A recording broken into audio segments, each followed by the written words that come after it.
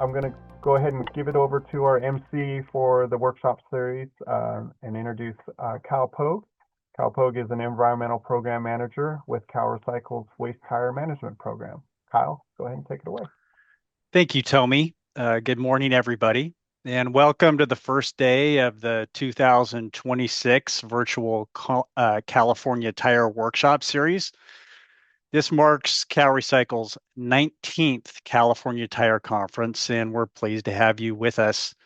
My name is Kyle Pogue, and I am a member of the CalRecycle Waste Tire Management Program and will be your conference facilitator. This year's theme is Moving the Needle, Strategic Pathways for Waste Tire Management. We chose this theme because the sessions throughout the conference will include ways to increase and improve waste tire reuse and recycling. This is important to help manage the roughly 60 million used and waste tires generated in California annually, and how we can increase a recycling rate that is hovering around 35%. Our workshop series brings together industry leaders, government partners, and researchers to advance sustainable tire management in California. Over 4 two-session days, we'll share market trends, regulatory updates, and new environmental research, while fostering the partnerships needed to support a more circular tire economy.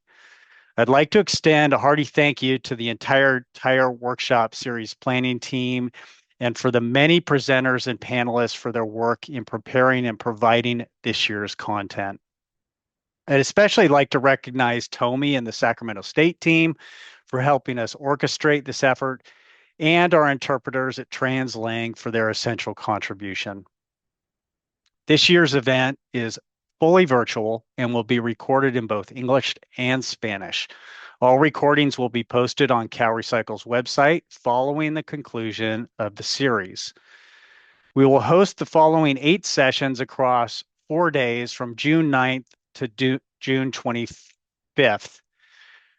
Today, we begin with sessions on rubber modified asphalt, highlighting new research and technologies that support sustainable, high-performance pavements, and tire-derived aggregate, exploring its role in resilient, cost-effective geotechnical applications and roadway infrastructure, supported by research and California case studies. On June 11th, we'll devote the day to the tire-derived products, focusing on market growth, innovation, and opportunities to expand product applications. On June 23rd, we'll discuss tire retreading as well as the increasing potential of devulcanization. And on June 25th, our final day, we'll examine the environmental impacts of tires, followed by an overview of grant funding and business assistance available to organizations working in California's tire-derived products sector. We hope you find this workshop series informative and useful. Please take advantage of the opportunity to ask questions along the way. For more details on any of the sessions, the full agenda is available on our website, and there is still time to register for any of the sessions that interest you. And now I will turn it over to Lido Tamandong, our moderator for the rubber modified asphalt session. All yours, Lido. All right. Thank you, Kyle. Hello, everyone. Welcome to the TAR Workshop Series. Today's first session is Rubber Modified Asphalt, Driving Durable, Environmentally Sustainable Infrastructure. My name is Lido Tamandong with CalRecycle's TAR Engineering and Research Unit. So in this session, we will explore new trends and innovative approaches to expand the use of crumb rubber in paving and pavement preservation across California.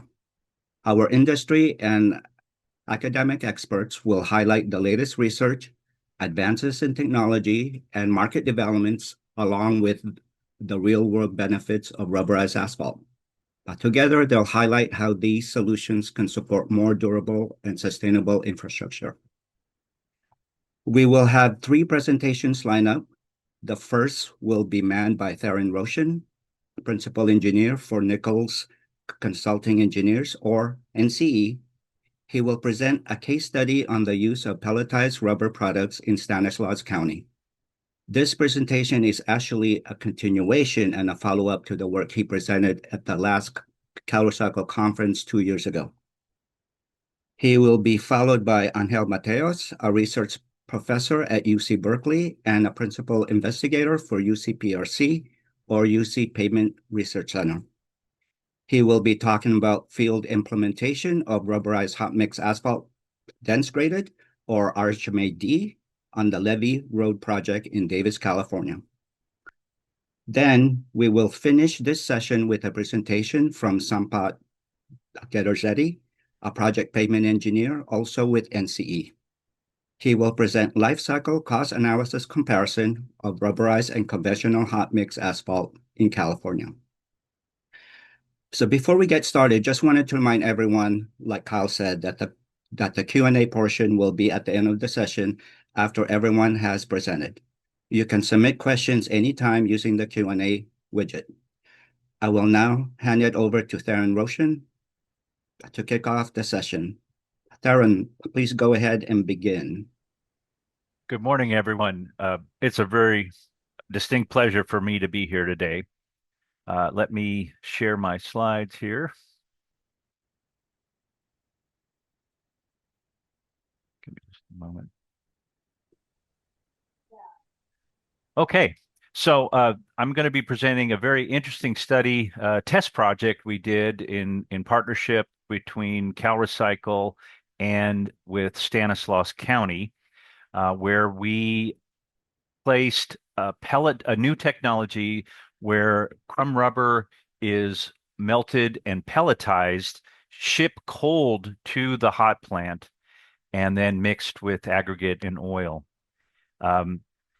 And there's some really distinct reasons why we wanted to do that to grow the market of asphalt rubber in California, and this presentation will go through that.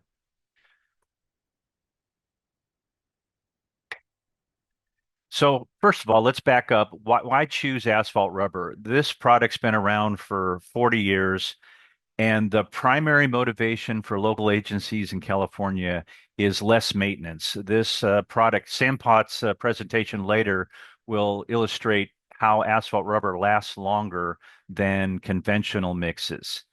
With asphalt rubber, you melt up the crumb rubber and the liquid asphalt, and it modifies the binder properties dramatically compared to conventional asphalt.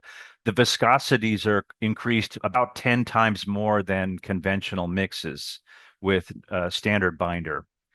And with standard binder, if you put too much asphalt in the mix, it would bleed and rut immediately. But because the modified asphalt rubber binder, the viscosities are so high, it doesn't bleed and rut early in the pavement's life. And then that added binder, as the pavement age hardens and oxidizes, it resists that fatigue cracking and reflective cracking that comes in from the underlying pavement.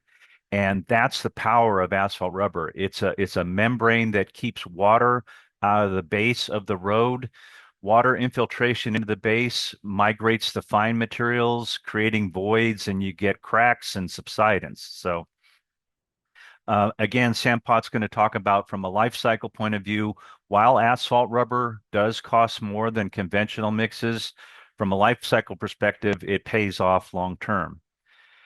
Also, asphalt rubber, Caltrans did lots of studies years ago where they substantiated that you can place asphalt rubber thinner than conventional mixes and it still resists the reflective cracking. So that kind of offsets the cost differential with asphalt rubber.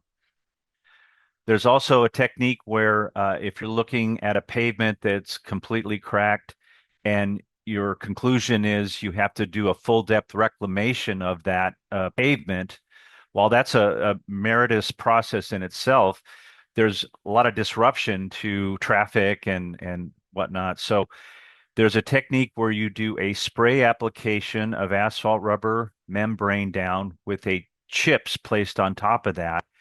And then that's an interlayer underneath an overlay or with conventional or with asphalt rubber. And that interlayer, according to Caltrans, is like adding another inch of structural overlay. So it's an alternative to full depth reclamation. You'll find also with asphalt rubber overlays, they're much quieter pavement. When I was a chief engineer at Sacramento County, we noticed our asphalt rubber overlays were much quieter than conventional. So we did a study where we set up microphones along the pavement. We measured the pre-overlay condition to post-overlay with conventional mixes of asphalt rubber. With conventional, we got about a 2 decibel initial reduction. 16 months later, we were back to the noise level of the pre-overlay condition. With asphalt rubber, we got about a 6 decibel initial reduction. And 5 years later, we still had 4 decibel reduction. So this plays into, it's another thing where um, beyond the performance of the pavement, from a community point of view, asphalt rubber is frankly was being demanded by our residents because they wanted a quieter pavement. As Kyle mentioned, we do have a tire problem in California, and asphalt rubber is an environmentally friendly product. Just as a strategy, if an agency is going after other state and federal grants other than CalRecycle, most of those grants do have a sustainability element of the grant application. And so by saying we're going to use an environmentally friendly asphalt rubber, you may get more points in those other competitive grants.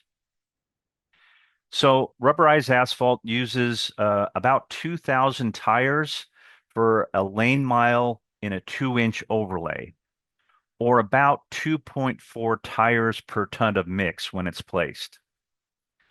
So how is traditional asphalt rubber made?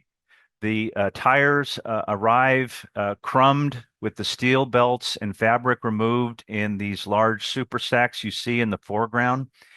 Any asphalt hot plant can make asphalt rubber. They have to mobilize an equipment, a series of equipment that has to come to that hot plant to blend up the crumb rubber. The crumb is placed into a hopper. It gets transferred into a high shear blender, which is kind of like a milkshake machine. It's got blades that go around very rapidly, and it's wetted up with the standard PG asphalt binder. And then that is metered into a holding tank with heaters in it, and that's on the lower left. This one has 2 chambers in it. There's heaters in there, and there's an auger in the bottom or propellers in the top. And for about an hour, that crumb rubber and liquid asphalt is in constant motion. The crumb rubber melts slightly, but not completely. And then it modifies that binder, increasing the viscosities 10 times when compared to conventional. When that batch is ready, it's hooked into the hot plant, mixed with aggregate, and brought out to the job site. So you can appreciate the mobilization of this equipment to a hot plant is a very costly endeavor. And so when we became aware of these new technologies where you can eliminate the mobilization of this equipment, this rubberized, pelletized rubber is blended off-site and comes cold to the hot plant. And that's what we're going to talk about. So again, the challenges that CalRecycle is trying to address is if you have a local agency that is in a rural part of California or has not a lot of money and wants to do a small tonnage asphalt rubber job, the challenge is to get them to try asphalt rubber, but they have to absorb the cost of that mobilization. And this pelletized product may be a good way to do it. And we've looked at asphalt rubber use throughout the state, and it's certainly an underutilized portion, those rural parts of California or those jurisdictions that have smaller tonnage requirements. So again, these two products that we're going to talk about, they're pre-blended off-site, and they're stockpiled, kind of ready to go. The same process is used. The crumb rubber and liquid asphalt at a high temperature is blended together and then brought to the hot plant. These technologies are not made currently in California. So the first product that was placed in the test section is called Pellet Pave TR. And again, it's a wet process, the way I described before. Once it's cooled, it's chopped up into pellets. You can see the image on the right it's kind of bagged up, and then it's shipped at ambient temperature when the job is specified. And then it is added in at the hot plant into what's called the wrap collar, which is recycled asphalt pavement. It's like added in like an aggregate source, mixed in with the crumb rubber. I'm sorry, with the aggregate and the liquid asphalt and blended. And that at the higher temperature at the hot plant, that crumb rubber pellet is modifying the binder. In a similar fashion, another product is called Smart Mix. It's a finer crumb tire reacted with oil, so a finer grain on that. But the same process is used. It's shipped cold and added in at the wrap collar. So to get this test project and off the ground, CalRecycle solicited proposals from public agencies in California to say, "Hey, are you willing to donate a road to put down this experimental project?" And it's not an easy thing for a public agency to get agreement to do that. But Stanislaus County was selected. CalRecycle provided $715,000 to install the project and document the test project going forward. Um, the test sections that I'm going to describe to you today and the documentation that we have provided thus far is in a report that I'll send you. There'll be a link later on to that. But our goal is to monitor the performance of this pelletized materials and then document it and then transparently share that out with industry. To be honest, the goal here is to find a California company that would be willing to make this product here. For this test project, since these pelletized products are made elsewhere in the country, we had to ship California tires to another state, do the manifest process to track those California tires back to Stanislaus County. So the other thing CalRecycle did, they contracted with a host of folks to design the project, to do pre-overlay evaluations, and conduct the field observation during construction, and then these follow-up long-term evaluations. And my company, NCE, was a principal in that. A company, Mike Robinson, LLC, was involved in the mix design, contractor interface, and with the field observations. And then Chico State, their CP2 center, conducted pre-overlay evaluation of the condition of the pavement.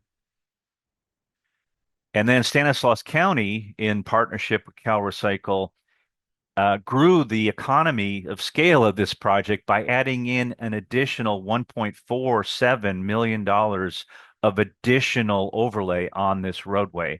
So they added 3,770 tons of the traditional asphalt rubber that I described earlier.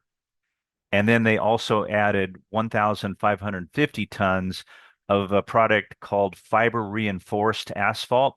There's little tensile fibers that are intermixed with the asphalt. And all these were placed on the same roadway in different sections. Also, the county did the pre-overlay base repairs and provided the striping for the entire project. So this project was placed in the fall of 2024. The total project is 3 miles long, and as I described, we have the 5 different materials that were placed. We had a section of a conventional asphalt control, that's where we want to compare the performance of traditional asphalt adjacent to these pelletized sections. And then we had the asphalt rubber, traditional rubberized asphalt concrete, and the pelletized pre-blended products, Smart Mix and Pellet Pave. So here's the roadway. It's in south of Modesto, north of Turlock, and it's a road called East Keys. It's immediately adjacent to State Route 99. And this is a major haul route, heavy truck traffic. Stanislaus County is a kind of an agricultural hub for the Central Valley. And so we had part of the reason why we paved in the fall was because we had almond hauling and we had tomato hauling that we wanted to wait until that was completed. But basically, from State Route 99 to on the west end, we placed traditional asphalt rubber. And then we had the test sections with the pellet pave, smart pave, and the asphalt, traditional asphalt control section. And then on the east end, we had the fiberized asphalt. There's something called a pavement condition index. It's a 0 to 100 scale where there's this software where you evaluate in the field the types of distresses and the severity of those distresses, and it generates what's called a pavement condition index. And so, in general, we were pretty even on the pavement condition throughout the project. So you can see 99 here, and we had a pavement condition on the west end of 66. In the test section areas, we were about a 64. And then it kind of, as you go to the east, we're at 54, 57, but all in the same general pavement condition. So an apples to apples kind of comparison is what we were trying to get. But here's the condition of the pavement. You can see we've got some cracking, we've got some age hardening. And then the heavy truck traffic, as I mentioned, here you see a lot of the trucks being brought through the site. So when we open bids, here are the results. The pellet pave was at 250 tons, $250 per ton, and that's in place. That's manufacturing it, sending the tires to out of California back, and then placing the material. And that was 542 tons. The Smart Mix was $224 per ton in place. Again, 542 tons. The conventional asphalt control section was 650 tons, and that was at $126 per ton. And then the asphalt rubber, traditional asphalt rubber, was at $137 per ton. And again, that was 3,770 tons. And then the fiber reinforced asphalt was at $144 a ton, and we placed 1,500 tons on that one. The prime contractor was United Pavement Maintenance, and the producer of the asphalt was George Reed. We also asked in the bids that the contractor give us what's called a schedule of value. We wanted to break down what was behind their in-place per ton price. So we asked for the data on the mixed, how much it costs to produce the mix design, mobilization, aggregate, binder, the product itself, and then the mix haul place. And that can be used later if we get someone in California producing this material, that those components will drop out, hopefully. But the data is all there. So again, we did pre-pavement evaluations. Chico State flew the project with drones and mapped out the pre-overlay cracking after we did the base repairs. And so that's all mapped out. We know the pre-overlay condition. And then we also did a kind of a field survey visual on that. And then we observed the production at the hot plant and documented that. We did the pavement inspection and material testing during the construction, and that's been all documented, and noted any challenges that we found along the way. The mix design, we had some back and forth on that. We were working with Chico State to provide the mix design to the contractor, and we got samples from Pellet Pave and Smart Mix, and we had some difficulty with that, and so we thought, well, let's make this a real world example where the contractor is providing the mix design typically and provided it to the local agency to review. So we opted to do that. We put it in the bid. And now here, just have some construction photos. This gets to the fun part. Here you see the Smart Mix bags, and it's being added in at the wrap collar at the hot plant. I love this picture. What's that? I love the smell of asphalt in the morning. It smells like victory. Anyway, um, there you see all the trucks lining up to bring this material out to the job. Here they are. And then we did apply a tack coat, an emulsion tack coat before the overlay. And then the technique was to use bottom dumps from the trucks placed into a windrow, and then a pickup machine comes and picks up that windrow of asphalt, deposits it into the paving machine, and then the paver proceeds. And then here you see the rollers on the mat. So this is a photograph of the traditional asphalt rubber hot mix gap graded. Beautiful black pavement. If you drive out on the road right now, we do have these signs where the test projects begin.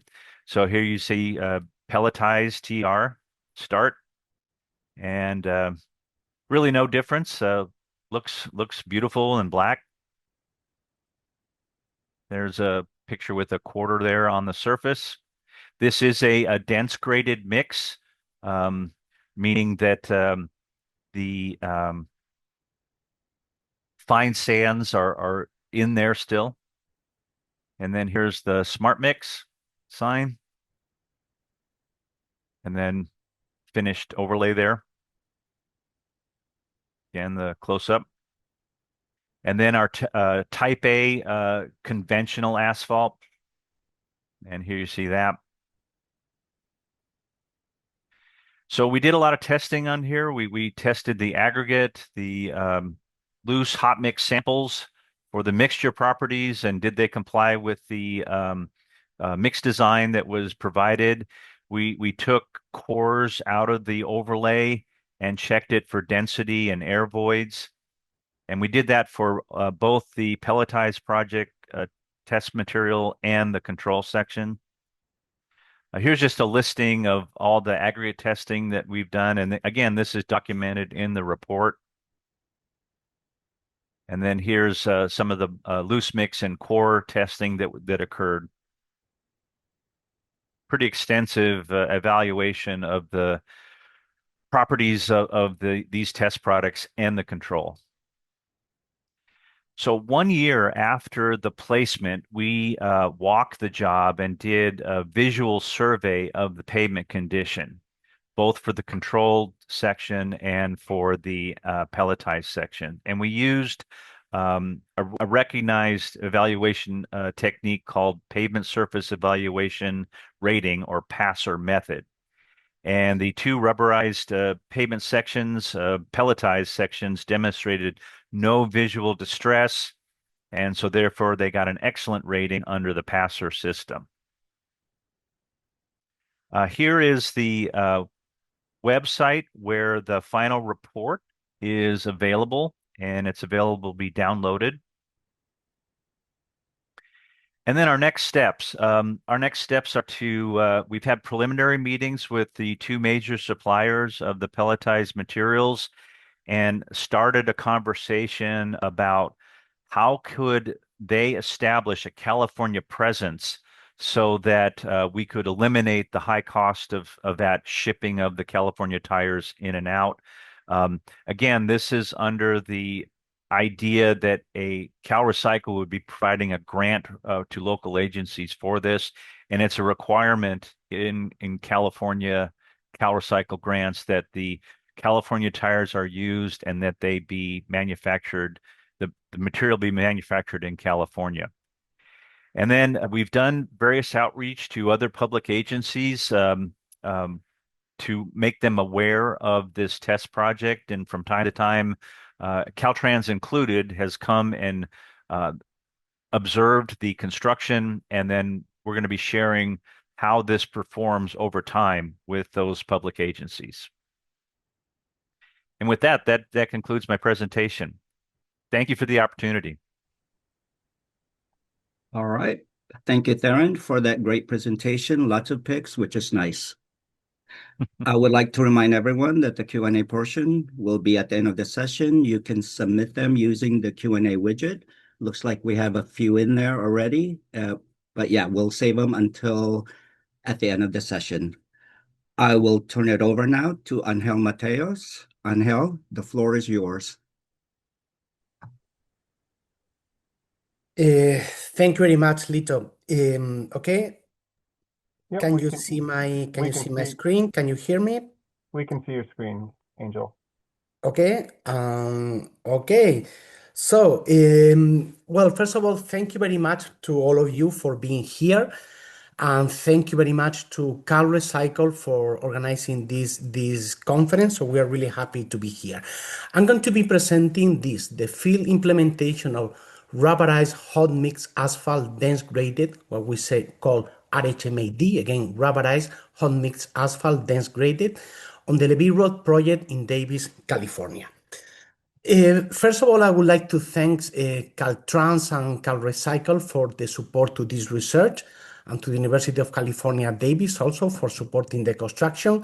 And I really have to thank a lot to our private partners for this project, in particular to Tiker Materials and Tiker Construction, Pete Conley and his team, because they have been really, really supportive in order to do this pilot. And of course, I want to thank all of the suppliers of the different rubberized products that have donated the products for this pilot. And in particular, I want to thank crumb rubber manufacturers.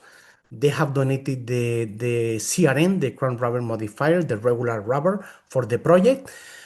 I want to thank Right Asphalt and US Polyco because they have donated 2 terminal blend binders, in particular the Tarmac and the Sigma Bond. And I also want to thank Neotech Asphalt because they have donated the Engineer CRM RAREX. I have been using the terminology Engineer CRM. That's more or less that's the same family of product that my previous presenter, Theron was referring to as pelletized rubber. The Engineer CRM is CRM, regular CRM, that has been treated in an industrial facility. It has been coated with asphalt and then is supplied to the asphalt plant so that the asphalt plant can use the product like regular wrap. So it's very easy to use. You don't need this digestion tank, so it's very easy to use. Again, thank you very much to the 4 suppliers of the rubberized product that have been tested. Also, just let you know that this is what I'm presenting today is the third phase or the final phase of our research that has been ongoing for CalRecycle for several years. In the initial phase of the research, we tested many products. I think it was like 11 or 12 different products, different incorporation technologies. And at the end, after working with all of the products, we came with the decision of using these different products in the pilot project. Again, the Tarmac, which is a terminal blend binder, Sigma Bond, that is a terminal blend binder, and RAREX, that is an engineered CRM, or someone may call that pelletized rubber. I also want to thank the California and County Pavement Improvement Center and the ABT group. So let's talk a bit about the motivation of the research. Recycled tire rubber has been successfully used for fabrication of rubberized asphalt mixes, RHMA-G and RHMA-O in California for over 2 decades. Okay, that's a fact. We have been able to use the rubber for producing these mixes. In the year 2024, around 5 million tons of rubberized mixes were produced in California. And that's great, okay? 5 million tons is great. The practical totality of these mixes were RHMAG or RHMAO. But still, there are around 22 million tons of HMA, of standard HMA, being produced every year in California that contain no rubber. Again, we have 22 million tons of asphalt that do not contain any rubber at all. So the question is, why not bringing the benefit of the rubber to the standard HMA? So that is the goal of this project. The goal of this research is use recycled tire rubber to improve the mechanical performance of a standard HMA. And we wanted to do that without increasing mixing and compaction temperatures, right? We don't want to go to the high temperatures that you typically have to use for producing the RHMAG. We wanted to add the rubber without challenging the compactability. We want to have a mix that is easy to compact. We wanted to use rubber without significantly increasing the cost and without substantially altering the mix design. So if you see, what we wanted to do is basically we want to use rubber, but we don't want any of the negative side of using rubber. And then just to clarify, when we add rubber to a standard HMA, that's what we call the RHMAD. RHMAD is just a regular HMA that has rubber. So there's nothing special about it. It's just it has rubber. And the reason why we use a different terminology, the reason why we call it RHMAD is because saying RHMAD is much faster than saying a standard HMA with recycled tire rubber. Yes, it's just a way to refer to regular HMA with rubber. So what you have here is the binder content in the typical HMA and a standard HMA. You have binder that comes from the wrap and binder that is virgin. Okay, virgin binder and wrap binder. In the RHMAD, you're going to have virgin binder, you're going to have wrap binder, and you're going to have rubber. Okay, you have these three components. The amount of binder that you have in the RHMADs is going to be just slightly higher than the one that you have in regular HMA. Okay, it's slightly higher. But again, it's going to be slightly higher because you have the rubber. But the actual virgin binder that you have to use, and that is what what brings the cost and the environmental impact, the actual asphalt binder is going to be similar to the one that you use in HMA. And it's going to be the total binder content is going to be below or lower than the binder content that you use in RHMAG. Okay. Then the other thing that is relevant about the RHMAD is that the gradation, the aggregate gradation, is going to be the same as you would use for the regular HMA. Like if you see here, you see in gray the maximum density line. You see an example of HMA gradation here in black. So this is the typical gradation that you're going to use for both the HMA and the RHMAD. You're not going to use a gap gradation like in the RHMAG. What is the field of application of the RHMAD?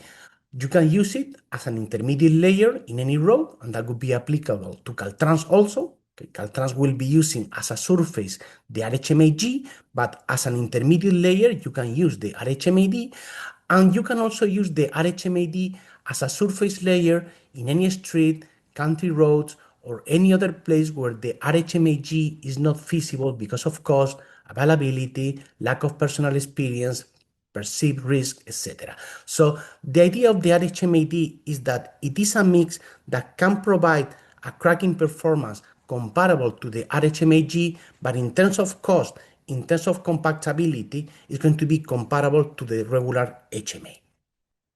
So this is the project, right? This is the Levy Road project. The Levy Road project is a rehabilitation of 1.7 miles at the University of California campus. So this is the road.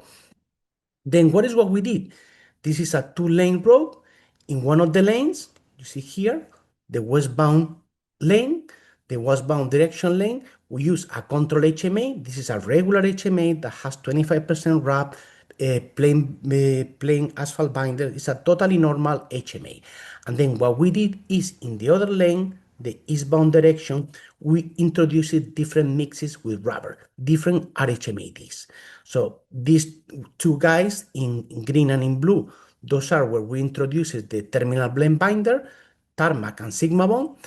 So that's one of the technologies that we use.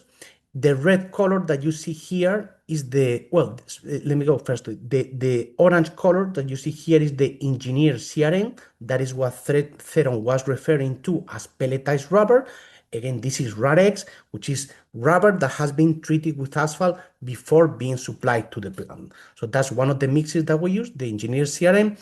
And then in red here, you can see a mixes that we refer to as advanced wet. What is the advanced wet process?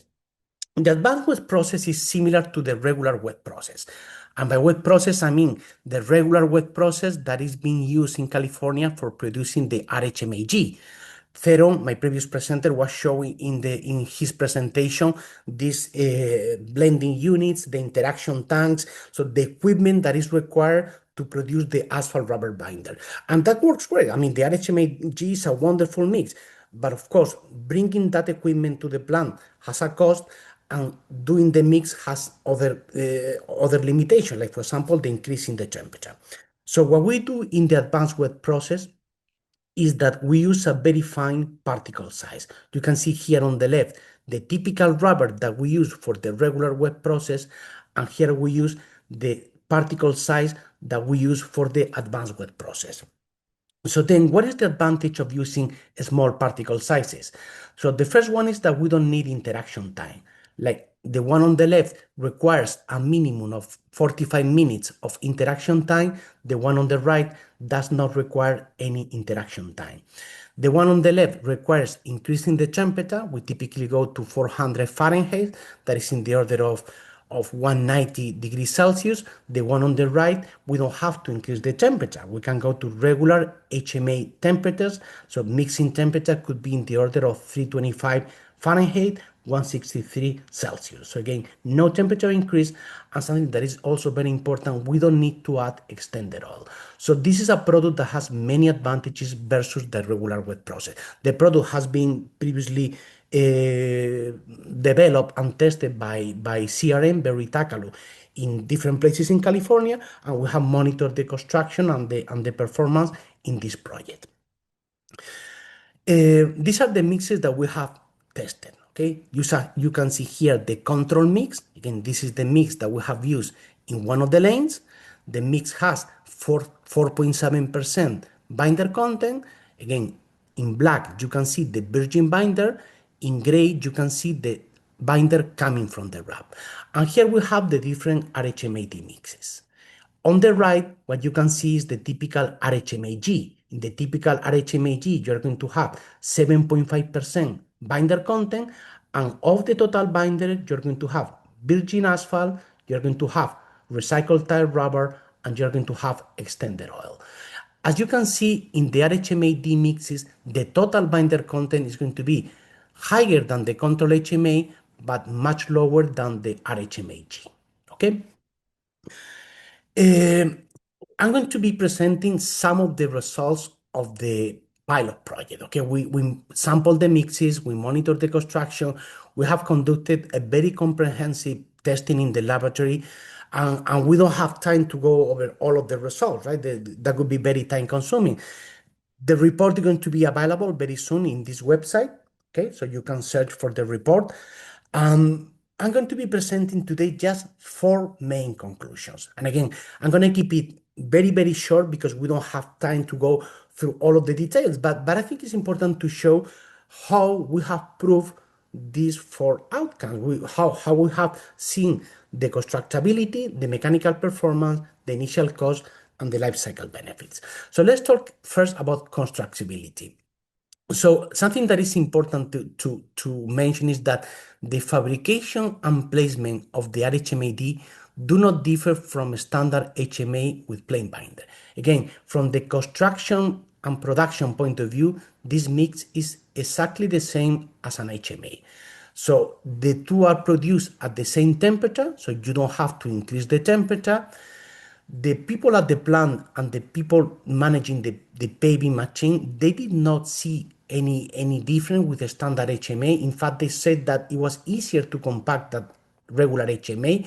They didn't notice any rubber odor.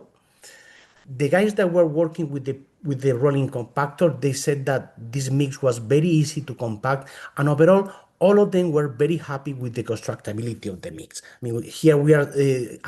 We're just leaving some actual inputs that we received from the crew, and they were all very happy with the constructability of the mix. And of course, we tested the in-place density, we drilled cores, and we could see that the compaction of the RHMA-D was the same or better than the compaction of the control HMA. So we were very confident with the constructability of this product, which is really important.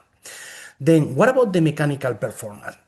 Again, we conducted a very comprehensive set of tests in the laboratory with mixes that we sampled at the plant. But of all of the results, I would like to emphasize 3 of them. So what we could verify based on the testing is that because of the rubber addition, the mixes had reduced temperature susceptibility, and we'll explain that in a minute, improved elasticity, and increased toughness. This was very important that we could verify these features based on laboratory testing. How do we test the temperature susceptibility? So let me give you just one example. We can measure the stiffness of the asphalt mix. One of the ways that we have of measuring the stiffness is that we produce beams. As you can see here, we introduce the beams in this, that is called the 4-point bending apparatus. And here we introduce some kind of deflection of this part of the frame, and we move this down, up and down, up and down, up and down. So because we're moving the beam, we're measuring the deflection and measuring the force, we can determine the stiffness of the material, right? So this is a test that we can use to measure the stiffness of the asphalt mix. And what we do is that we do the testing at different temperatures and frequencies, and then we plot everything in this type of plot that we refer to as the dynamic modulus master curve. This master curve tells us what is the stiffness, what is the dynamic modulus of the asphalt mix versus speed or temperature. What you see on the right in blue, in the blue area, that is the stiffness that we measure when the speed is very high or the temperature is very low. So this area here, this is the stiffness of the mix, let's say during winter, and that is when we may have cracking problems. The fact that the stiffness of the mix is very high during winter, that may bring us to cracking problems. On the other end, we have the stiffness that we measure when the speed of the loading is very small, very low, or the temperature is very high. And this is representing the summer. So this is when we have the rotting problem. So again, what you see here is the temperature susceptibility of the asphalt mix. Low stiffness during summer may bring us to rotting. High stiffness during winter may bring us to cracking. So this is the Achilles heel, let's call it like that. This is literally speaking the Achilles heel of the asphalt mix, the temperature susceptibility. So let me show you 2 examples. What you see here is the relative dynamic modulus. You see here in black, that is the stiffness of the control HMA divided by the stiffness of the control HMA. That's what it is 1. Let's say this is the relative stiffness of the control HMA in black. On the right, you have the stiffness at low temperatures. On the left, you have the stiffness at high temperatures. And let's say here, you can see here the stiffness of 2 of the mixes that we use in the project. This is the advanced wet, and this is the engineered CRM with RAREX.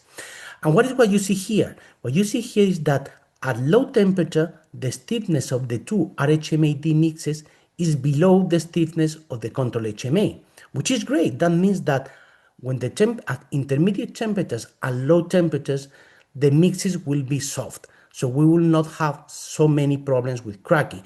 But when it comes to the opposite effect side, at high temperatures, the opposite happens. At high temperature, the stiffness of these mixes is higher than the stiffness of the control HMA. So we will not have rotting problem. So again, this inverted S that you see here, this is the main contribution of the rubber addition. And that's one of the reasons, for example, why these 2 mixes have a very high fatigue life compared to the control HMA. Again, this is one of the tests which is similar to the previous one, but here what we do is that we apply cycles continuously until we break the beam. Okay, so again, this is what is called the fatigue cracking test, because what we do is that we introduce a strain by moving this frame, and then we keep applying cycles until the beam fails. And what you see here? For example, let's say this is a strain of 300 microstrain, which is more or less the maximum of what you're going to have in the field. So if you see for 300 microstrains, the control HMA is going to last slightly over 1,000,000 cycles. But these two other mixes will last 4, 5, 3 to 5 times more. Again, these two mixes, the advanced wet and the engineered CRM with RAREX, will last more or less 3 to 5 times the life of the control HMA. And this is great, right? That's the benefit of the rubber, is that we are improving the cracking resistance of the asphalt mix. Are we compromising the rotting resistance? Because again, increasing the cracking resistance is relatively easy. You just add a bit more binder and that's it. The challenge is how can you increase the fatigue cracking resistance without compromising the rotting resistance? And if you see here again, these two mixes, one of them, the engineer CRM, gave us the same rotting resistance. This is the Hamburg wheel tracking test. It gave us the same rotting resistance as the control HMA. And in the other one, in the advanced wet, the rotting resistance was slightly worse. Sorry, not poor, slightly worse than the control HMA, but still much lower than Caltrans limit. In other words, the addition of the rubber let us do a very good engineering of the mix because we can increase the fatigue resistance and the cracking resistance without compromising the rotting resistance. This is a plot that I like very much because it gives us an idea of what is the benefit of the rubber. And what you can see here on the left is the PG of the base binder. So this is the virgin binder that we have used in this project. It's a virgin binder with a PG of 58 minus 22. And what you see here is the high PG of the binder is 63, the low PG is minus 27 degrees Celsius. So 63 versus 27, that's a range of 90 degrees Celsius. This tells us how good the binder is. This is a very good binder considering it is a plain binder. So what you have here on the right is the same binder after adding 12% CRM. This is the what we call the advanced wet binder. Okay, this is the binder that we obtain through the advanced wet process. And the idea is, if you see here, the high PG went from 63 to 76, and that's great because we are drastically improving the rotting performance, but at the same time, the intermediate PG goes down and the low PG goes down. So this is a wonderful effect, is that we are improving the rotting performance while improving at the same time the cracking performance.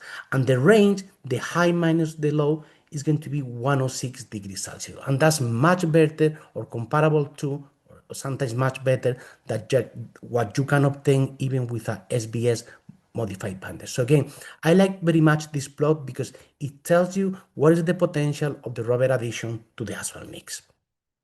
What about the toughness? How we measure the toughness? Yes, toughness is like the toughness of a material is the capacity of the material to absorb energy before failure.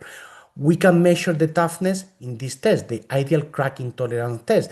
That's a test that is becoming very popular in the United States and what is one of the tests that will be used by many US DOTs, many states for the balance mix design of the asphalt mix. What you do in this test is that you take your specimen, you break the specimen in the indirect tensile strength mode. So basically you apply load, you measure the displacement, and when you plot load versus displacement, you measure this area, which is the energy, the area below the curve, that is the toughness, and then you use the energy to determine something that is called the CT index. The CT index is an index that tells us what is the cracking resistance of the asphalt mix. Not fatigue cracking, but age-related cracking. So that's very important. For example, when you have a low traffic and the main type of cracking that you're going to have is age-related cracking, this index is going to give you a very good idea of what is the cracking resistance of the asphalt mix. And what is what we obtain here? Again, you see Hey, here. Angel, I'm going to interject for just a second. Can give you an additional 5 minutes, just letting you know. Okay, let me finish. I will be finishing in a minute. So the control HMA, you have a CT index in the order of 70. For these two mixes, you have a CT index close to 200. That is a huge CT index. That is something that you can obtain for an RHMAG. The typical RHMAG, that's what you're going to get in the order of 200. So in other words, by adding the rubber, you are improving the city index of your asphalt mix and bringing it to a level that is comparable to the RHMAG. Let me tell you something about the initial cost. Just because we don't have much time, I'm gonna go very quickly. The idea is the additional cost of these mixes, if we get to have the technology developed and implemented in California, the cost premium is going to be very, very small. We're talking of something between $2 to $13 per ton of mix. And that's because the RHMAG is essentially the same as the HMA. The only increase in cost is because you have to add the rubberized product, but other than that, it's the same cost as a regular HMA. Also, let you know that we did some life cycle cost analysis studies where we say, okay, let's take the mix, let's model the mix with Calmi, and let's see what is the saving in the long term. Because yes, the mixes are going to be slightly more expensive in the short term, but they're going to perform much better than the control HMA. So let's see how much we're saving in the long term. And just let you know that we did some modeling in Calmi. For example, we model what is the cracking performance of the different mixes. What you see here is, for example, the control HMA. You can see here the cracking of the two terminal blend binders, which is much better cracking performance than the control HMA. And the improving performance is telling us that we're going to have long-term savings. So again, when used as a surface layer, we estimated long-term savings in the order of 60%, and when used as an intermediate layer, we estimated long-term savings of 30%, which is a really good benefit considering that the cost premium is only 1 to 7%. So again, what is the next step? Just let you know that CalRecycle and the university, we are looking for local government partners for the pilot implementation of RHMAD as surface and intermediate layers, and there is a potential for grant funding to cover the cost premium. So the main conclusion is two main conclusions. The first one is the different recycled tire rubber technologies are mature for implementation. And the second is that the use of recycled tire rubber in a standard HMA may considerably reduce life cycle costs and environmental impact with limited initial cost increase and low construction risk. So again, thank you very much for attending. Thank you so much, Angel. That was an informative presentation. Just a quick reminder again that questions can be submitted at any time using the Q&A widget. Okay, last but not least, I will pass it over to Sampath for his presentation. Sampath, feel free to begin with when you're ready. Thank you, Lito. Thank you, Angel. Thank you, Taryn, for getting this going. We will now talk about the life cycle cost comparison of rubberized and conventional hot mix asphalt overlays in California. Um, the By the way, my name is Sampath Kedarisetti. I am a project pavement engineer with NCE. I've been working at NCE for near 3 years, and before that, I used to work at UC PRC as a doctoral student, specializing in life cycle cost analysis as well. Just to catch you up on the work so far and what CalRecycle has been doing over the past 2 years with RHMA. As Theron mentioned, they worked with Stanislaus County to build test tracks for various pelletized rubber projects. But in addition to that, NCE and CalRecycle have worked to update the reimbursement rates as part of the TRP grant program.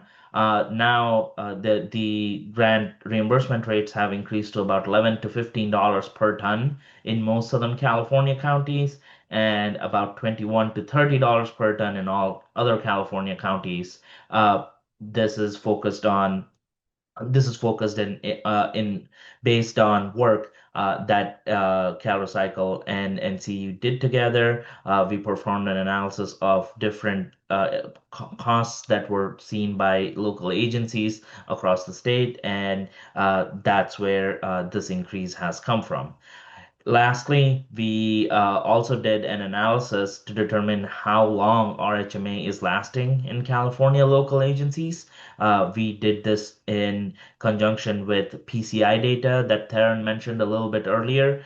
PCI is, of course, a pavement condition index. It's a scale that varies from 0 to 100, 100 being the best and 0 being the worst. And they got access to some 49 counties throughout California, and we analyzed the data for them. We will, of course, talk about more about that later in this presentation.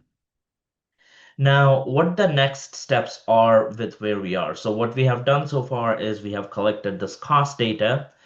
What we have done so far is we have established performance estimates for various conditions and various functional classes like arterials and collectors and residentials. Now, the next step is basically making it's all about the money, right? At the end of the day, for a lot of local agencies, the main hurdle to adoption of a material like RHMA is always about, is there a dollar value we can ascribe to adopting RHMA into the life cycle. Just to go over cycle cost analysis, on the left, what you're seeing is there's two pictures. There's the net present value, and then there's the performance. The big blue bars are representing big rehabilitation efforts, like the overlays that CalRecycle worked with Stanislaus County to build, or like the ones done on Levy Road, as Professor Angel was showing us. Those are the rehabilitations. Those are the ones where you are either adding structural capacity or you are correcting for a distressed pavement. And the little red bars are indicative of what we call prevention or preventative maintenance, which is applying surface seals. Surface seals are not intended to add any structural capacity, but they happen more often. They happen every 7 to 10 years if you have the money for it, and the intention is to basically extend the life of the underlying layer that you have put down before by spending a lot of money. Now, the intent behind a life cycle cost analysis is basically to present you the value of all of these treatments in the life cycle as a single number. So because we know that a dollar spent today is not the same as a dollar being spent 10, 15, or 20 years down the line, how does that change when you're spending, like you're doing a reconstruction or a rehabilitation at year 20 versus year 30? How does that change? What is the impact of that change in today costs? So that is what a net present value is.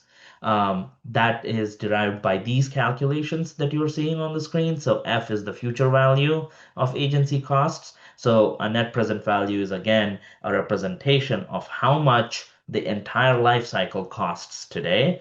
And the EUAC, it's the equivalent uniform annual cost, is a representation of that, of how much money would it cost per year if you follow a certain life cycle. To do this life cycle cost analysis, we used a number of assumptions. Um, the analysis period was set to 50 years. So the analysis period is usually chosen by trying to fit at least a full cycle of a rehab. So when we say a full cycle, what does that mean? What it means is you built it, so it's all brand new, and then we try to let it go all the way down to like complete deterioration, and then you rebuild it again. So that is a full life cycle. The reason to pick 50 years is usually the HMA design life is 20 years. The hot mix asphalt, it's usually 20 years. And once you add the improvements that come from using RHMA, about 5 to 10 years, again, we will talk more about that in an upcoming slide, you get to about 30 years of a design life. And we want to see that repeated at least 1.5 times so that you can get a full picture of how a decision that you make today can have an impact in the future. The discount rate is set to 4%. That is following the latest OMB guidelines. And then the overlay thickness is we have assumed 2 inches, and this is 2 inches across the board. So a 2-inch RHMA is being compared to a 2-inch HMA across the board, and that's just to give you a more apples to apples comparison. Um, so state is actually divided into two climate zones based on federal designations. They're called the wet no freeze and the dry no freeze. Most of California falls into the dry no freeze region, and then and then there's three functional classes: arterials, collectors, and residentials. Um, so there's a certain factorial that you can kind of see going on here. So there's a wet no freeze and there's a dry no freeze, and then one more layer to add on top of this is costs. Um, so because unit costs vary based on the region, so in NorCal, unit cost of an HMA or an RHMA is wildly different from the from a SoCal cost. So then you take that into account along with the dry no freeze and wet no freeze, and that is the factorial that you will see today. There are two kinds of life cycle costs that we have focused on. One is the agency cost. So an agency cost is it's the cost borne by the local agency that is responsible for maintaining a certain segment of the road. But then the user cost, it's a lot more ephemeral. It's a lot more hard to quantify because that cost is borne by the users. And what we mean by that is stuff like, because of how often you're doing a certain construction, are they are people having to take detours? Are people having to sit in the cars because of the construction? So it's value of time, and it's value of deterioration of the vehicles because of the construction. So that's the user cost. To quantify that, we relied on a set of assumptions, but we kept the assumptions same for HMA versus RHMA. So the only part that will be different is how often a certain treatment is happening. So if HMA is being used more, if you're doing more closures, the life cycle cost, the user cost will be higher. If you're doing lesser closures, the user cost would be lower. We also included a maintenance treatment in the form of a rubberized cape seal in between overlays, just to keep it realistic. These rubberized cape seals are again useful as a preventative maintenance because they're excellent at at retarding reflective cracking, and they extend the life of the underlying overlay. The design life, the HMA design life, as I was mentioning, is assumed to be 20 years. And then any addition of RHMA is built on top of the 20 years, which was analyzed by another team at NCE. The unit costs are, as you can see here, in SoCal, the difference between HMA and RHMA is about $15 to $20, but in NorCal, that same difference is about $35 to $40. These are a median costs of about 3 years of a life cycle of agency costs compiled together. So of course your mileage may vary, but these are supposed to be representative overall. Regarding the RHMA performance, we talked about how we are assuming the HMA life to be 20 years. The team at NCE worked with CalRecycle, and we analyzed 49 counties in California and used their PCI, the Pavement Condition Index data, to check how much is the life extension you're getting on the field based on when you're using RHMA compared to using HMA.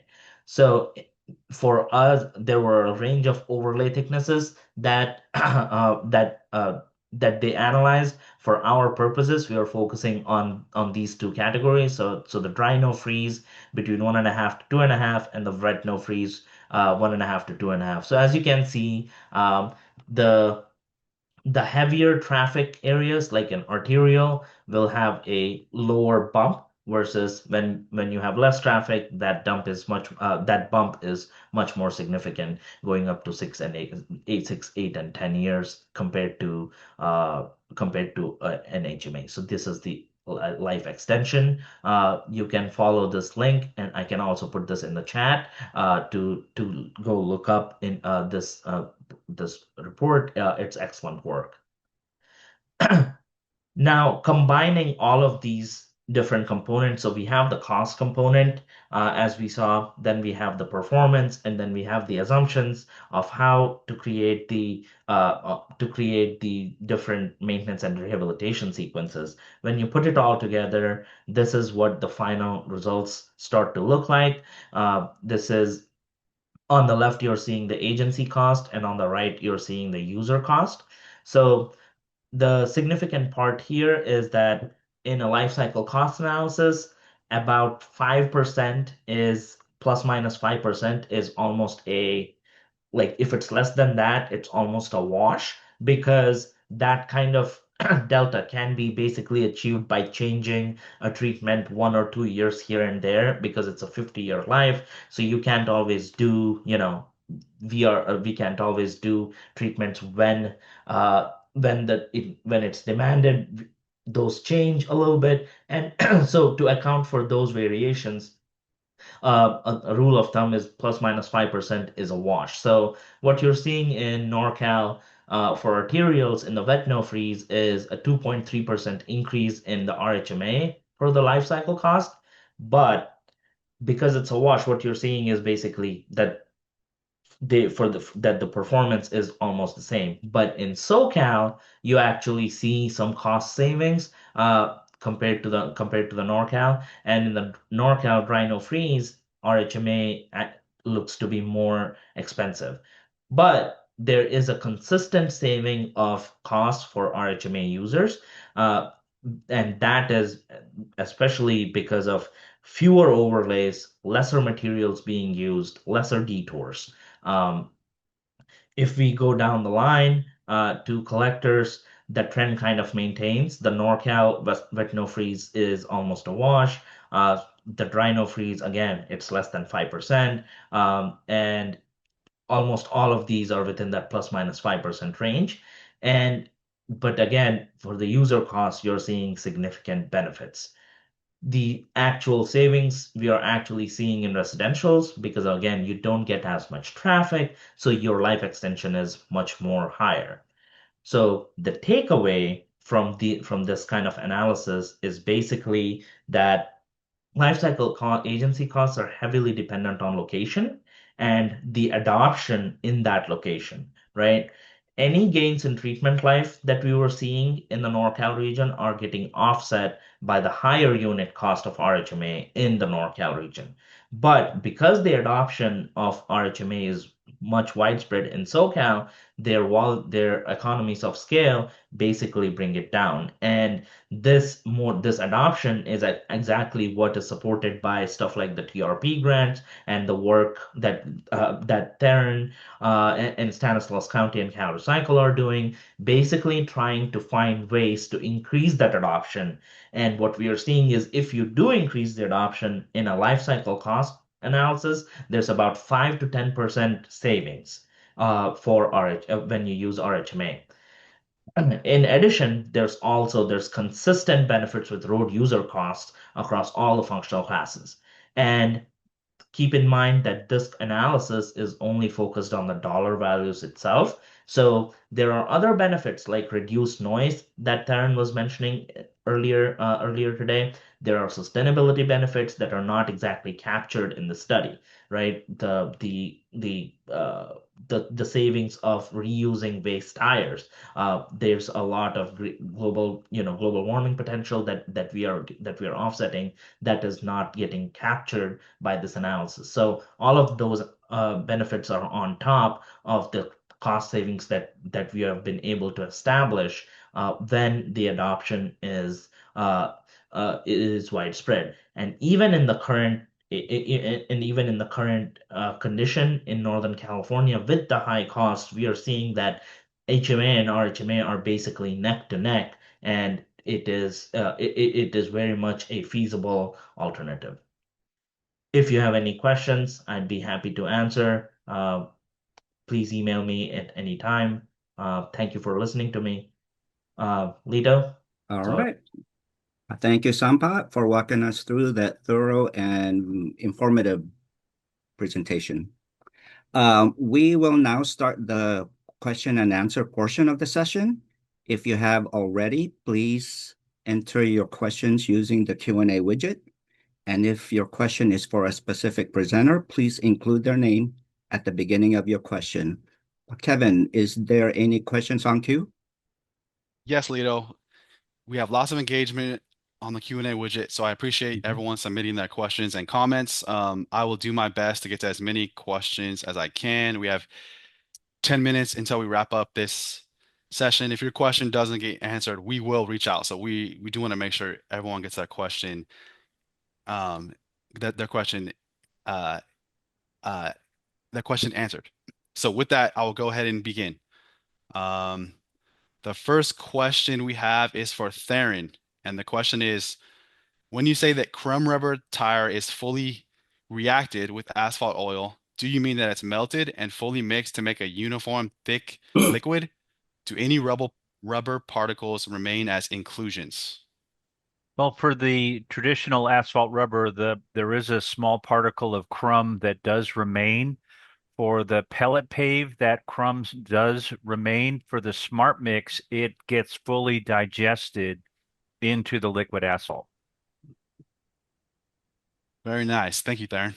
The next one, we will stay with Theron. How would the design be modified for cold weather climates?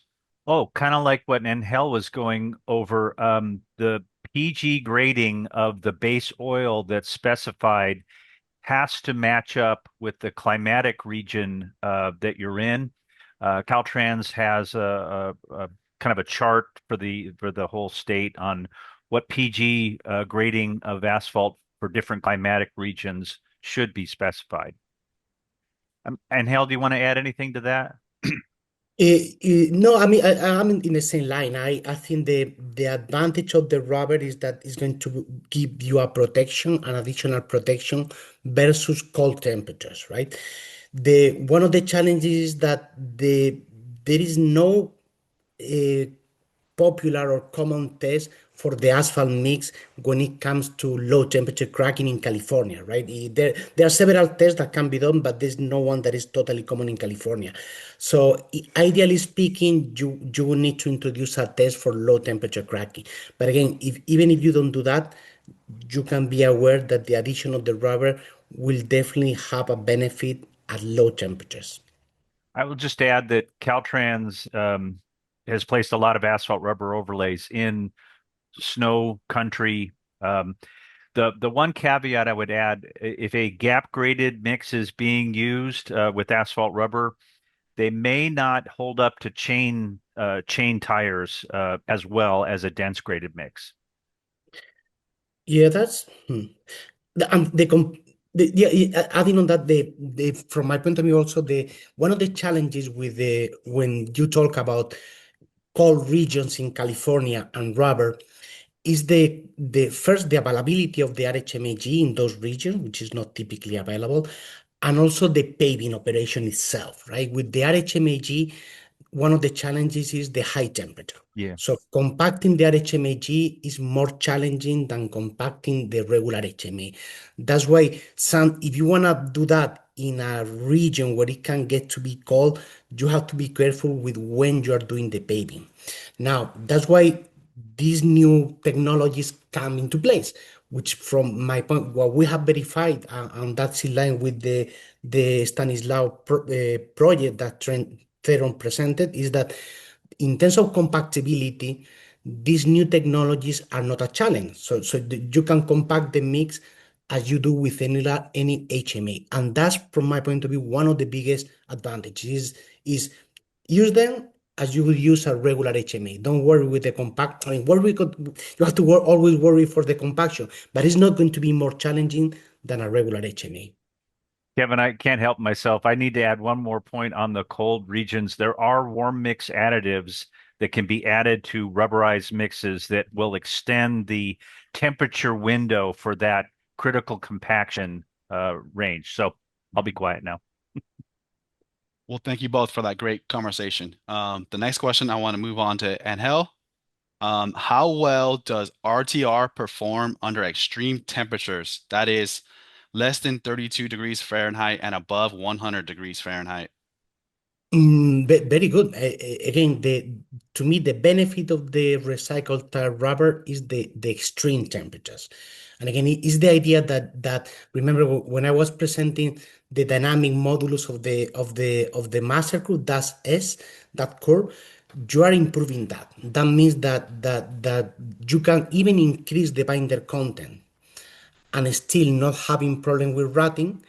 And when you go to low temperatures, the stiffness will go down. So that's why if I can recommend one place to use rubber is where you have large temperature variation of the asphalt mix. Yes, thank you very much. Now I don't want to leave out Sampot. I want to ask Sampot, with the updated TRP grant reimbursement rates, how might these incentives influence a local agency's decision to choose RHMA instead of conventional HMA for overlays?